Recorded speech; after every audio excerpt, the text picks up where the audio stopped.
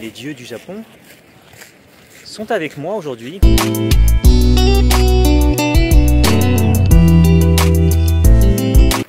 C'est dans un jardin japonais que je vais vous emmener et je vais vous le montrer en détail. Là, il y a une carte du Heian Jingu. Mais attends, je te connais. Romaric? Ouais, salut. Salut mon pote. Salut Erwan. Qu'est-ce que tu fais là? Eh ben écoute, je suis venu visiter mon jardin préféré à Kyoto, qui est le jardin du Heian Jingu, donc du sanctuaire de Heian. Ce jardin, c'est un peu un échantillon en fait de toutes les formes possibles du jardin japonais. Le jardin japonais, tu sais, c'est une tradition très ancienne qui remonte en fait au début de l'histoire japonaise. Jie Ogawa, qui est en fait le dessinateur, le concepteur de ce jardin, à la fin du 19e siècle, il a essayé comme ça de donner un aperçu de ce que le jardin japonais a pu être à différentes époques. Et en fait, bon, il a travaillé pour l'anniversaire des 1200 ans de la création de Heian-kyo, de Kyoto. Donc Kyoto, c'est 794. On a voulu célébrer donc cet anniversaire en construisant d'abord ce sanctuaire, Heian. Ce sanctuaire, d'abord, on peut en dire un mot avant de parler du jardin. En fait, il a été construit dans le style qu'on appelle Shinden-zukuri. C'est un style vraiment très inspiré encore par la Chine. La culture japonaise était encore très imprégnée de la culture chinoise à ces époques-là. Jie Ogawa, il a voulu faire une sorte de commémoration comme ça de cet art qui est particulièrement développé au Japon. C'est pour ça que j'adore ce jardin. Parce qu'on voit dans le jardin japonais, on peut voir énormément d'espèces végétales aussi. Par exemple, qu'est-ce qu'on voit devant nous? Alors là, c'est des sakuras. Donc tu vois, ils n'ont pas encore fleuri, ils vont bientôt fleurir. On est début mars. On dit que ce jardin, c'est le jardin des dieux d'ailleurs. Hein. Il s'appelle en japonais. Alors, est-ce que tu veux bien me montrer le jardin des dieux? Le jardin des dieux. Allons-y. Je peux te montrer un autre truc là, si tu veux, puisque sous les sakuras, il y a des buissons en fait. En fait, c'est des satsuki. En français, des rhododendrons. Ça fait des fleurs au mois d'avril-mai. Et c'est vrai que c'est des arbustes qu'on trouve quasiment dans tous les jardins japonais. Voilà, tu vois, ça donne le ton. On entre dans le jardin par ces formes végétales. On y va. Allez, on y va. C'est parti. Ça va être cool. Alors, juste peut-être un point sur le plan du jardin. Ouais. Donc, en fait, il se divise en 4 parties, même 5 parties. Enfin, là, tu as le jardin Minami, le sud. C'est par là qu'on va commencer. La partie, en fait, que tu as à l'est, là, cette partie-là aussi, elle est plus tardive, tu vois. Le jardin, à l'origine, c'était ça et ça, en fait. Alors, nous voilà arrivés dans la première partie du jardin. Et ici, je vois qu'il y a pas mal de fleurs. Est-ce que tu peux m'expliquer pourquoi, Romaric? Oui, bien sûr. Et en fait, cette partie, elle a été conçue pour présenter des plantes qui sont souvent citées dans la littérature japonaise. Donc, par exemple, de l'époque Heian, donc autour du 11e, 12e siècle. Par exemple, Seishonagon, par exemple, Murasaki Shikibu. Tu as donc des herbes qui sont aussi utilisées dans la pharmacopée ou dans la cuisine japonaise parfois. Ici, tu as le Asagao, par exemple. C'est Murasaki Shikibu, elle en parle. Celui-là, le man ryo, par exemple. Ouais. Alors, ryo, c'est en fait, tu vois ici, c'était une monnaie à l'époque d'Edo. Et man, ça veut dire 10 000. Donc, c'est parce que c'est des plantes, c'est des arbustes comme ça, qui ont des feuilles qui ressemblent un peu à la forme de ces anciennes monnaies. Et voilà, on dit que c'est donc l'arbre des 10 000 pièces de monnaie, si tu veux. Ici, tu as Senryo, donc c'est la même chose, sauf que c'est 1000. Passionnant, d'accord. Voilà, exactement. Tu vois, là, tu as un doro, c'est-à-dire une lampe traditionnelle, une lanterne. Oui. Donc tu vois, il y a des trous là, un peu ça, il y en a partout au Japon, des lanternes. Il y en a beaucoup dans les parcs, dans les jardins. Tu vois, cette espèce de coupole comme ça, c'est ce qu'on appelle une yukidoro, parce que quand il neige, parce qu'il neige au Japon l'hiver régulièrement, il y a la neige qui s'accumule en fait, supérieur, et ça donne un côté très pittoresque, c'est magnifique. Donc ils ont pensé à tout. Hein. Voilà, ils ont pensé à tout. Et là, les ume, donc les ume, c'est des pruniers. Donc ceux-là, ils sont blancs. Il y a beaucoup de pruniers roses aussi, ça c'est une variété différente. Et donc les ume, souvent, bon, c'est des arbres, sont un peu des arbustes, souvent ils sont un peu trapus comme ça, tu vois, un peu recroquevillés.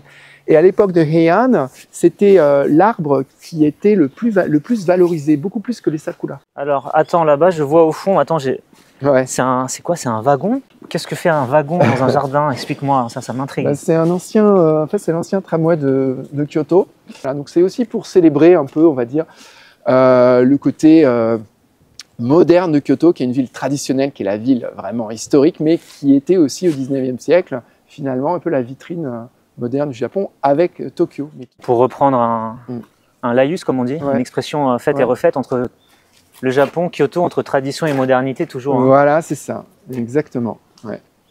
Et pour en revenir au jardin, en fait, on marche comme ça sur un petit chemin qui serpente.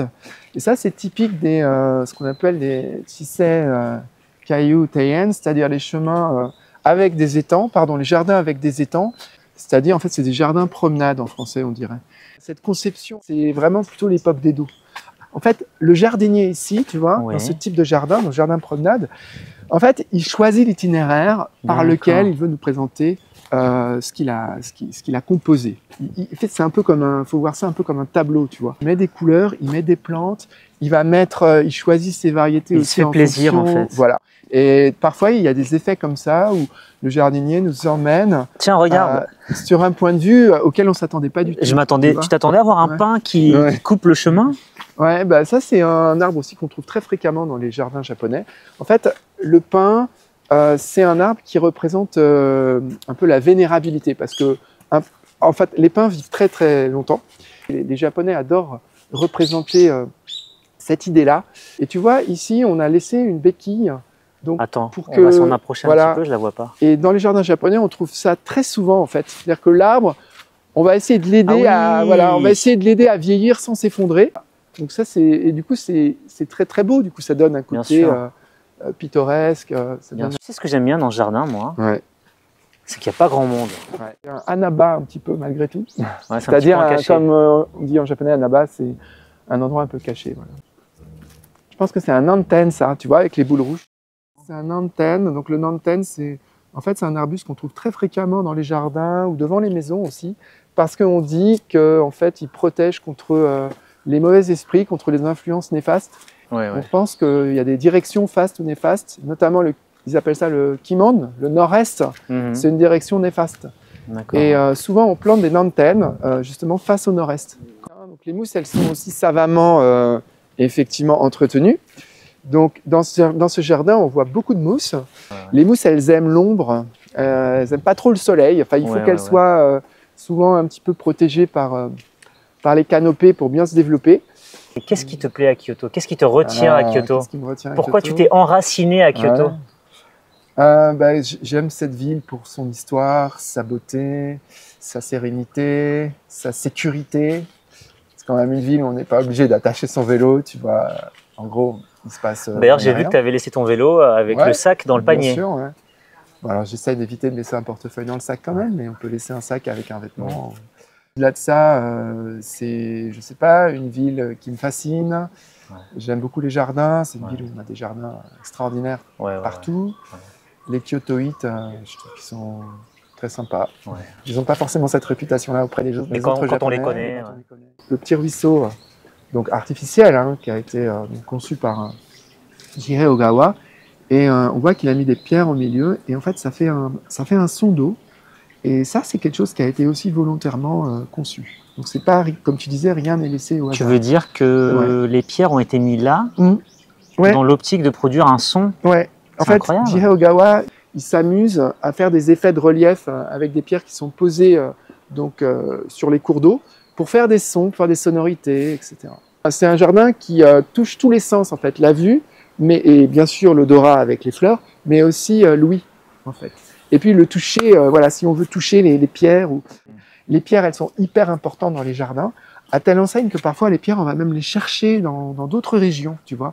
Et on met ça en valeur en disant, tiens, ici, il y a une pierre qui vient de Nara, qui vient de Wakayama, qui vient... La pierre, elle est aussi très, très importante dans ce qu'on va pouvoir voir et apprécier dans un jardin japonais. On rentre dans un bosquet. Donc là, c'est un peu une transition. Et tu vois, Jirei Ogawa, par exemple, il est connu pour ça aussi. Il aimait délimiter comme ça les petits ruisseaux avec des pierres, alors soit naturelles, soit parfois un peu travaillées aussi. Voilà. Mais ça, c'est Jirei Ogawa, il aime bien ça. Tu vois ce genre de pont là, donc avec là aussi devant, tu vois, avec ces espèces de barres comme ça, rectangulaires. Ça, on trouve ça beaucoup aussi. Ça a du style dans les jardins japonais. Ça a beaucoup de style. Komorebi, c'est ça? Oui, on dit ça en japonais. Komorebi, comme le soleil se devine, se voit un peu à travers. C'est le soleil qui perce à travers les branchages. Là, on est en plein Komorebi, c'est sublime, ça donne un vert, mais une beauté. Regarde ici, il y a un Tsubaki, tu vois, par exemple. J'en ai vu quelques-uns dans le jardin, mais j'ai pas eu le temps de t'en parler. Et en fait, ça fait des belles fleurs qui tombent toutes nettes. Et les Japonais, ils associent ça aux têtes. Tu sais, à l'époque, les samouraïs, les provinces en guerre et tout, les samouraïs coupaient les têtes et ils apportaient les têtes à leurs seigneurs et ils se faisaient rémunérer en fonction des samouraïs ennemis qu'ils avaient éliminés. Et donc, le tsubaki, c'est ça, c'est la fleur qui tombe d'un coup comme une tête en fait. C'est incroyable, c'est d'une violence, c'est d'une beauté à la fois. Ouais, donc tu vois le chemin donc, que tu vois ici, c'est des pages japonais comme ça. C'est des piles qui viennent de ce pont en fait. C'est des piliers de l'ancien pont de Sanjo. Les Japonais adorent remployer les matériaux. C'est ça. On trouve ça là par exemple, c'est des pierres de remploi on dit. Et parce que du coup il y a une mémoire, l'objet ou tu vois, le matériau a une mémoire. Il y aurait des immortels. Accéder au Horai, c'était un des buts pour les Chinois. Il y a énormément d'îles dans les étangs des jardins japonais. Et souvent, c'est une représentation du mont Horai, qui est en fait dans la mythologie chinoise l'île des immortels. Je te propose de prendre un petit rafraîchissement. Avec plaisir. Très kyotoïte, très japonais. Avec plaisir, écoute, c'est parti. Et en fait, c'est un peu le style wabi-sabi, ça, tu vois. C'est-à-dire un style un peu rustique. Le toit est incroyable. Voilà. Et on laisse la nature un peu reprendre ses droits et montrer que finalement la vie, toutes les constructions humaines sont impermanentes. On cultive cette joie d'être triste, ce bonheur d'être triste, comme disait Victor Hugo d'ailleurs. Ouais. Sur cette conclusion parfaite, allons nous désaltérer. Allons. Ouais. Là, on est en train de savourer du thé avec des confiseries japonaises. Ouais. Tout en contemplant ce magnifique jardin. Ouais, qui est superbe. Là, on est toujours sur donc c'est le deuxième étang en fait, le Seiryu Ike, donc l'étang du dragon bleu. Et tu vois, c'est vrai qu'il y a une perspective derrière avec les frondaisons. Il y a beaucoup de pins en fait. Ouais, c'est vrai. Ici. Et justement, ma question, Romaric, c'est pourquoi bâtir ce jardin? Quel est l'intérêt premier? Pourquoi est-ce qu'ils ont décidé de bâtir des jardins?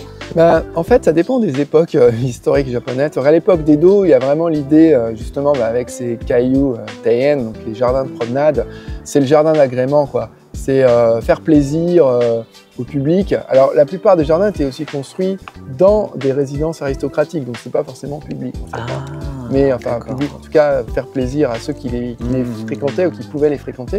Il y avait aussi les jardins dans les temples. Alors, ça peut être des jardins qui sont des supports à la méditation aussi, donc qui ont une fonction religieuse, qui ont une fonction spirituelle. Voilà, ça dépend. Et puis là, pour celui-là, pour le jardin du Heian-Jingu, c'est aussi l'idée de commémorer c'est vrai, comme tu me l'as dit. Kyoto. Bon là, c'est un jardin du coup public. Nous débouchons sur un dernier plan d'eau, magnifique, avec au fond, qu'est-ce que c'est? Alors c'est Seiryu Ike, ça s'appelle, donc c'est le dernier, effectivement, c'est le troisième grand étang du jardin. Et le Taekaku, donc c'est le pont, tu vois, le pont couvert d'un toit, qui est vraiment dans le style chinois.